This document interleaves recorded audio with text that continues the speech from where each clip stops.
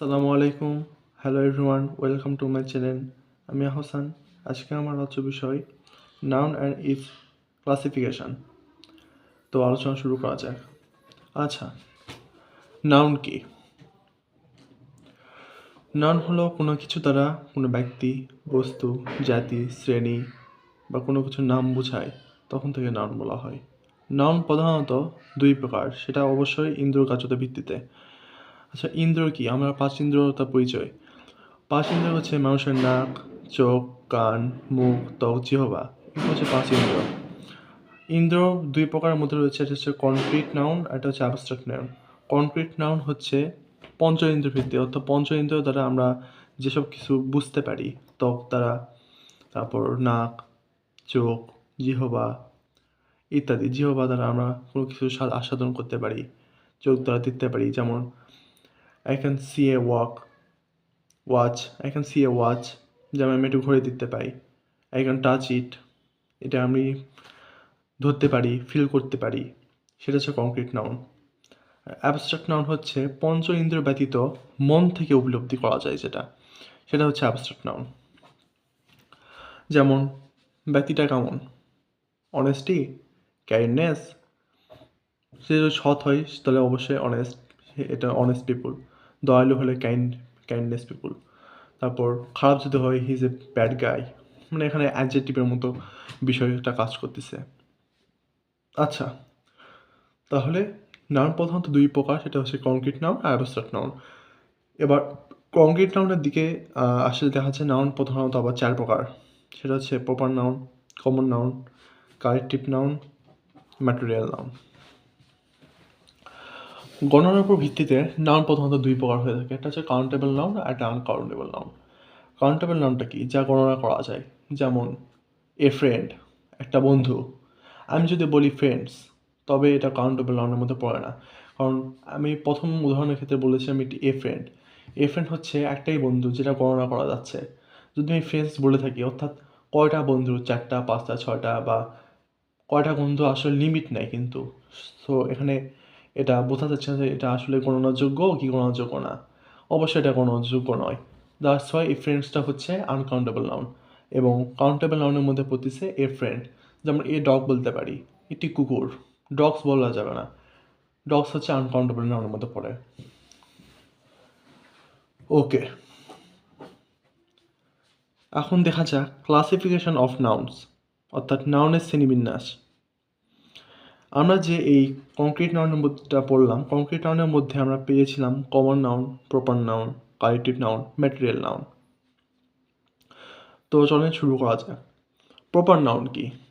Proper noun হচ্ছে সুনির্দিষ্টভাবে কোনো কিছুর নাম বোঝাবে। অর্থাৎ একটা বস্তু বা ব্যক্তির সুনির্দিষ্ট কিছু নাম থাকতে পারে। যেমন আমার নাম আহসান, আমি একজন মানুষ। আমার শ্রেণী হচ্ছে আমি একজন মানুষ, কিন্তু সুনির্দিষ্টভাবে বোঝাচ্ছে আমার নাম আহসান। যেমন একটি বইয়ের নাম, বই হতে পারে সেটা অ্যাডভান্স গ্রামার বই বা যে কোনো ধরনের গ্রামার বই হতে পারে, অথবা বিভিন্ন ধরনের ব্যক্তির নামও হতে পারে। যেমন মাহিন কান্ট্রির নাম, বা হচ্ছে রাজধানীর নাম, ঢাকা বাংলাদেশের রাজধানী। রাহিম হতে পারে, যে কোনো ধরনের নাম হতে পারে।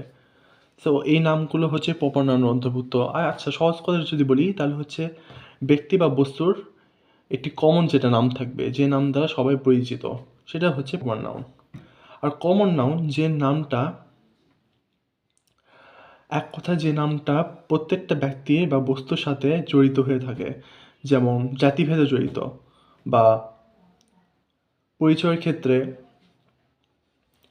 বোঝাচ্ছে যে আমার নাম, যা বা দেশের নাম বা গোলাপের নাম ইত্যাদি ক্ষেত্রে বোঝাচ্ছে এটা ফুলের নাম। এক কথায় কমন নাউন বলতে বোঝাচ্ছে কোনো ব্যক্তি বস্তুর বিশেষ নাম, বা এক জাতীয় কোনো কিছু বোঝাচ্ছে, সেটা হচ্ছে কমন নাউন। এক জাতীয় নাম বোঝালে সেটা হচ্ছে কমন নাউন। অর্থাৎ ফুলের মধ্যে তো অনেক ধরনের ফুল থাকে, যেমন রোজ থাকে, গোলাপ। আমি যদি এখন বলি যে ফুলের মধ্যে তো বিভিন্ন নাম আছে, এই নামগুলো গোলাপ হতে পারে, তবে জবা হতে পারে, আর বিভিন্ন ধরনের ফুল হতে পারে, সেগুলো প্রত্যেকটা এক একটা প্রপার নাউন। কিন্তু প্রপার নাউনের সমষ্টিগত যে নাউনটা পাই সেটা হচ্ছে অবশ্যই কমন নাউন। যেমন পোয়েট, ফ্লাওয়ার, ম্যান ইত্যাদি হচ্ছে কমন নাউনের অন্তর্ভুক্ত। Collective noun. কালেকটিভ নাউন মানে হচ্ছে কালেক্ট শব্দটা সমষ্টি, আর নাউন মানে নাম। আর কালেকটিভ নাউন মানে হচ্ছে সমষ্টিগতভাবে যে নাম, এক জাতীয় কতগুলো ব্যক্তি বা বস্তু সমষ্টিগতভাবে যে নাম বোঝাচ্ছে সেটা বলা হচ্ছে কালেকটিভ নাউন। যেমন the army, the police, the team, the jury, the flock. Jury বলতে এখানে বিচারক মণ্ডলী, আর ফ্লক বলতে এখানে এক ঝাঁক পশু পাখির দল বা নামকে বোঝানো হচ্ছে। যেমন আর্মিতে একটাই হতে পারে না, আর্মির মধ্যে বিভিন্ন ধরনের সেক্টর রয়েছে, বিভিন্ন ধরনের গ্রুপ রয়েছে, সেগুলো গ্রুপকে বলা হয় একটা কালেকটিভ নাউন বলা হয়। পুলিশের ক্ষেত্রেও সেম, টিমের ক্ষেত্রেও সেম, অর্থাৎ সমষ্টিগত যে নামটা বোঝাবে সেটা আসলে কালেকটিভ নাউন। দ্বিতীয়ত ম্যাটেরিয়াল নাউন। ম্যাটেরিয়াল নাউন বোঝাচ্ছে কোনো কিছু তৈরির র ম্যাটেরিয়াল বা হচ্ছে কাঁচামাল হিসাবে এটা ম্যাটেরিয়াল নাউন ব্যবহৃত করা হয়। অর্থাৎ ম্যাটেরিয়াল নাউন এক ধরনের কমন নাউন। ম্যাটেরিয়াল নাউন বলতে বোঝাচ্ছে যে এটা গণনা করা যাবে না কিন্তু ওজন করা যাবে। যেমন 1 কেজি স্বর্ণ বা 1 কেজি তেল, 1 কেজি আটা, 1 কেজি চিনি ইত্যাদি হচ্ছে ম্যাটেরিয়াল নাউনের উপাদান বা ম্যাটেরিয়াল নাউনের বৈশিষ্ট্য। তো ম্যাটেরিয়াল নাউনের এক্সাম্পলের মধ্যে রয়েছে 1 কেজি চিনি হতে পারে যে সুগার, 1 কেজি অফ সুগার, তারপর 1 লিটার তেল ইত্যাদি। প্রথমত এটা কাজ করবে, অবশ্যই রিমেম্বার করতে হবে যে এটা ওজন করা যায় কিন্তু গণনা করা যায় না। মানে ম্যাটেরিয়াল নাউনটা বলতে এখানে কমন